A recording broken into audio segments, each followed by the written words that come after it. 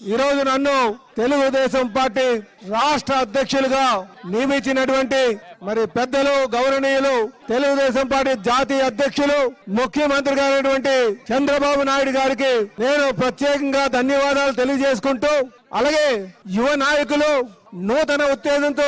ఎప్పుడూ ముందుకు వెళ్తున్నటువంటి తెలుగుదేశం పార్టీ జాతీయ ప్రధాన కార్యదర్శి అయినటువంటి లోకేష్ బాబు గారికి కూడా ఈ సందర్భంగా నేను ధన్యవాదాలు తెలియజేసుకుంటూ, ఈ రోజు నా పైన నా శక్తి సామర్థ్యాల పైన నమ్మకంతో ఈ బాధ్యత నా మీద పెట్టినందుకు మన తెలుగుదేశం పార్టీ జాతీయ అధ్యక్షులు ముఖ్యమంత్రి నారా చంద్రబాబు నాయుడు గారికి, అలాగే లోకేష్ బాబు గారి యొక్క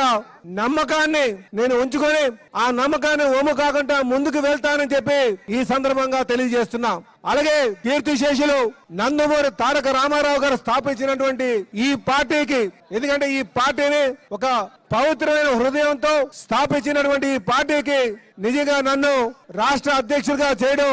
నా పూర్వజన్మ సుకృతంగా నేను భావిస్తున్నానని చెప్పేసి ఈ సందర్భంగా తెలియజేస్తున్నాను.